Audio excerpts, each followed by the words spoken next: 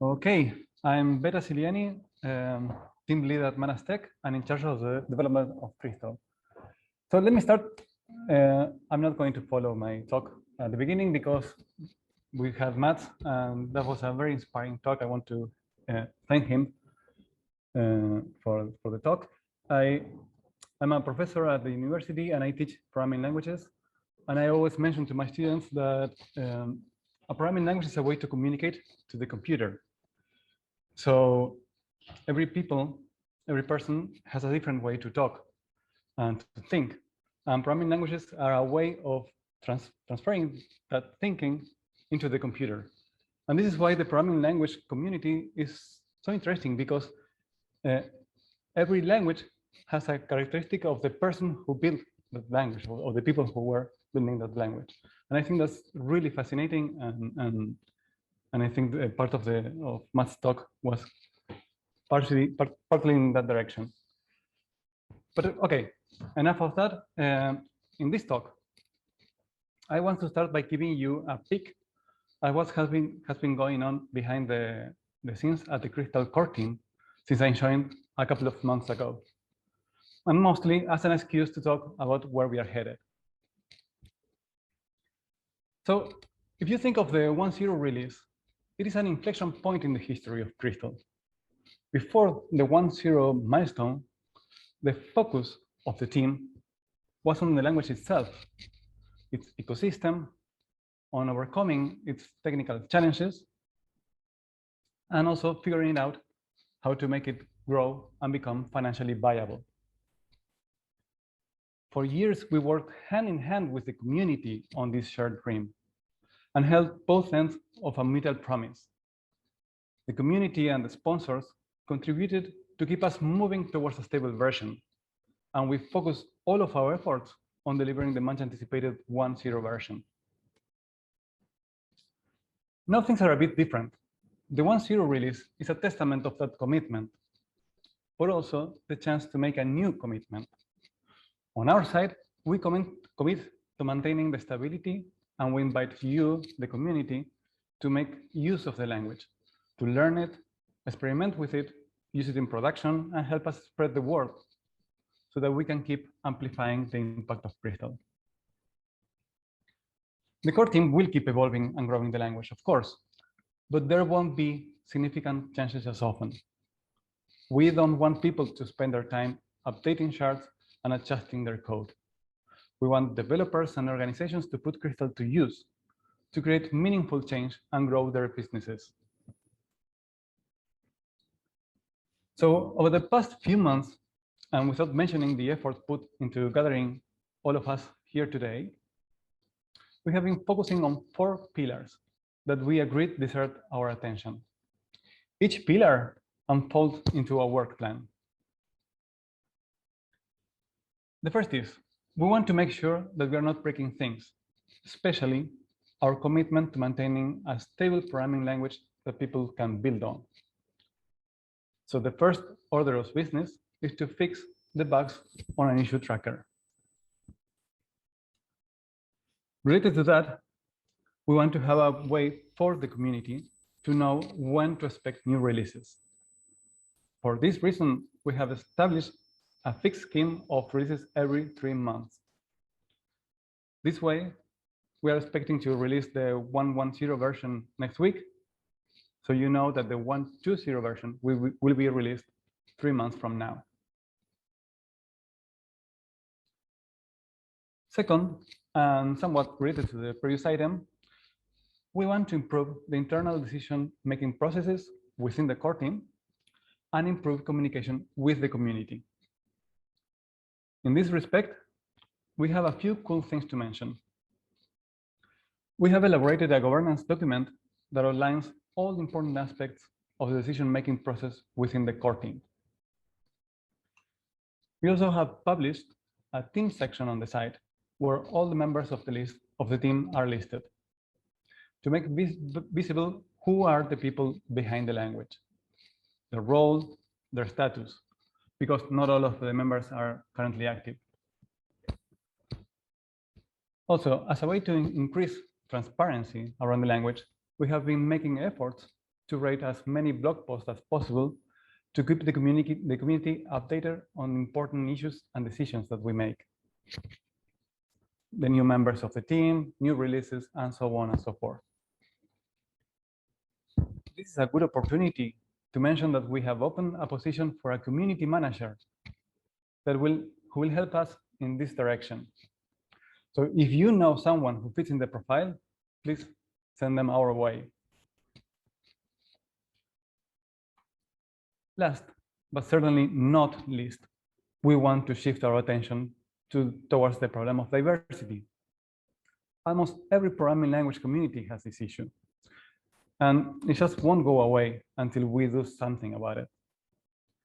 We want to take affirmative actions to broaden the diversity of our community.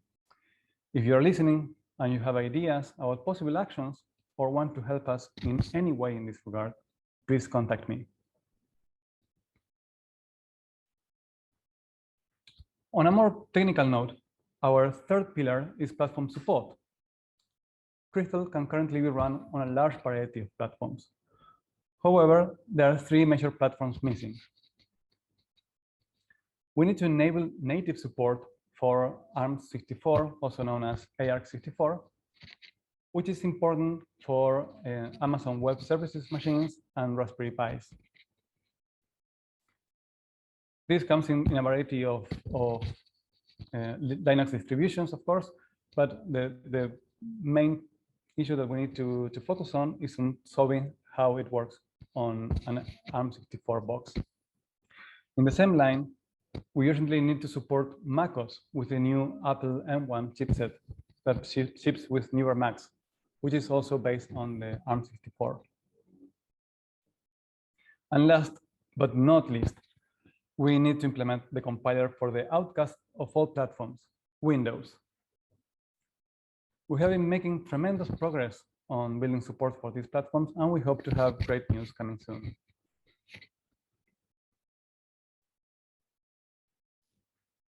As the fourth and last pillar, having a language that is very actively developed by different members of the community requires people and time to review PRs, have discussions, make decisions, and so on. For this reason, we need to grow the core team. In this sense, our latest addition to the team was Ole, which we were very happy about, but the need still stands. We realized that independent contributors have been a fundamental part of Crystal growth, but in the future, we want to have more members who are fully dedicated to developing Crystal. This will allow us to move faster and not to be forced to choose what we focus on or do so leaving less things out. The best way we see to do that is for more members of the core team to work either as employees or contractors within Manage, fully dedicated to Crystal. That provides a frame for them to contribute consistently on a daily basis.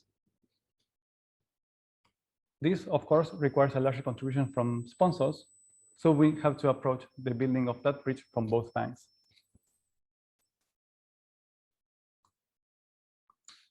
In short, our vision for the future of Crystal is to create the conditions that allow us to focus on the things that we, and I mean the larger we that includes the community, want to build, and not to be so dependent on what we can build. When it comes to the future of Crystal, there are many things that we want to solve, and we would like to find robust, elegant solutions for them. Things like the problem of variance and covariance, or improving compilation speed, maybe enabling incremental compilation. These are examples of really challenging tasks that require original solutions given the very nature of our language. It's hard to avoid the temptation of going into details about these things right now, but that's not the purpose of this talk. We feel that having released a 1.0 version gives us the chance to slow down a bit and really think hard about the way we want to approach all of these interesting challenges. For the time being, we know that on the horizon, we see both Crystal and the standard library growing with new areas of applications in mind. And in those lines, what comes up next is a series of really fascinating talks about crystal being used in a variety of fields, like science, data processing, blockchain, machine learning, embedded devices, security, web development, bioinformatics, and a lot more. That is what we want for the future of the language. We want people in every field and industry to get creative and get productive with this incredible technology that we have built together. And as we press on and continue to build new features, I want to ask you, the community, to get vocal about Crystal. Go out, spread the word. We have an amazing language. We are using it in production and we are loving it. Thank you.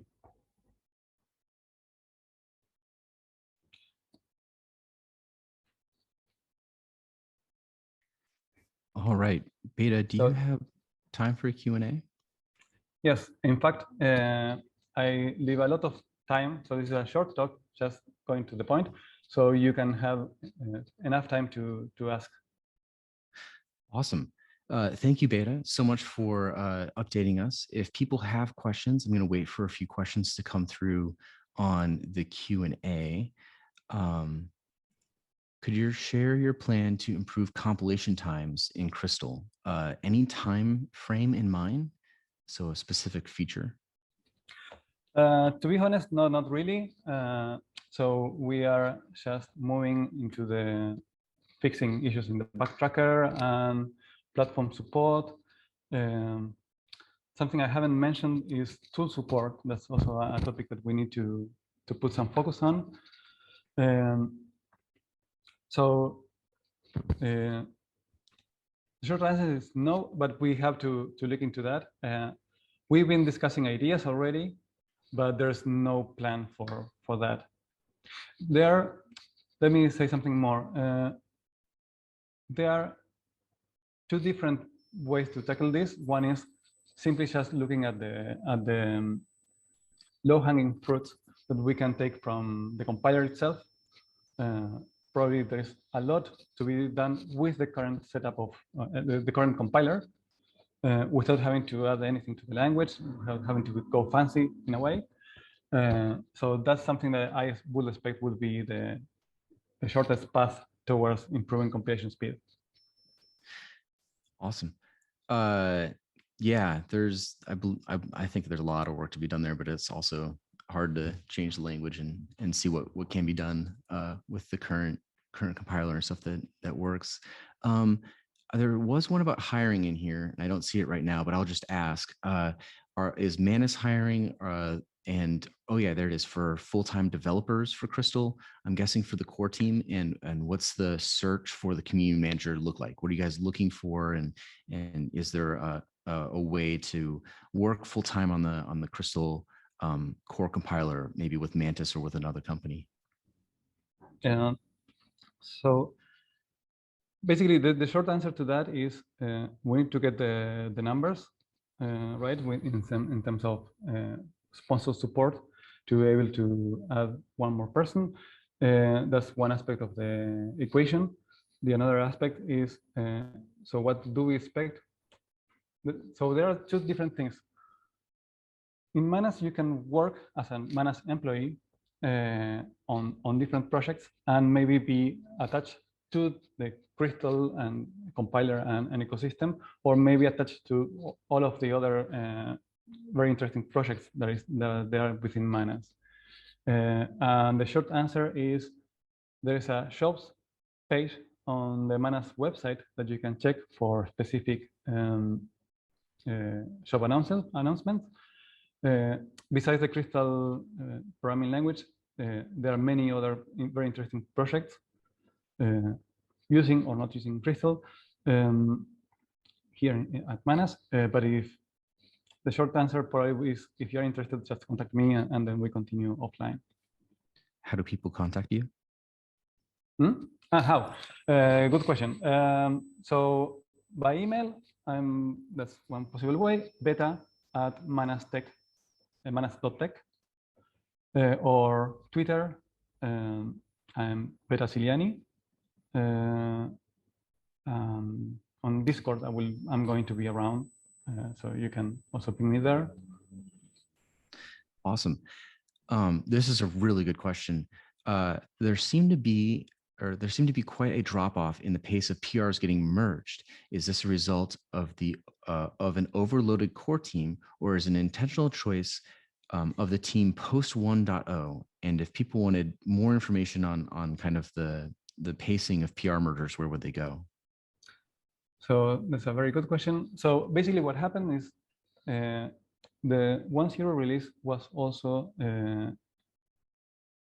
coincidental with a change in Crystal's.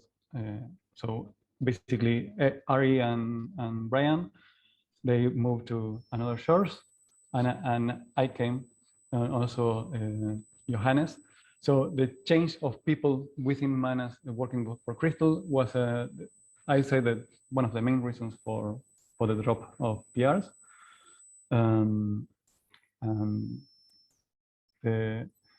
If you're a contributor and you want to know why certain PR is taking some time, again, you can ping me or mention. There are sometimes we do take special time to consider certain PRs because we think they are not so important and so on. But sometimes it's just because we are a bit overloaded or working on different topics. For instance, support for M1.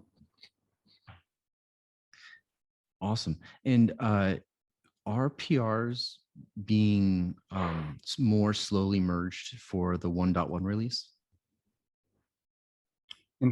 Sorry, I didn't get that. What sense? Is the pace of PR mergers slowing down before 1.1? Oh, so yes, right now we are just focusing on bug fixes that are simple and to fix and so on, and not considering anything big. Okay, awesome. So this is from Anonymous, and I think this is like one of a big theme for Crystal and for you and for the team. How do you think Crystal is for production? I'm kind of editing his question, but how do you think Crystal is for production? Do you think it's ready? Well, I would say that the short answer to that is we have an entire conference for that, about that. So I will let people who are using Crystal in production to speak for me. I think that's the best I can say. Awesome. I wish I knew who this was, but there's an industry track. So if you look on the agenda, you'll notice that there are tags, and ones that are marked industry will have some, hopefully have some production relevance. And we do have some speakers today that will be talking about their experiences in production and using it as a main form of their stack. So hopefully we'll be able to answer some of your questions for that. We do have some time for some more questions, and there are some good ones coming in. I like the V.2. It's a little future looking, but Kim asks, what is one change or improvement to the type system specifically that you're most interested for V.2?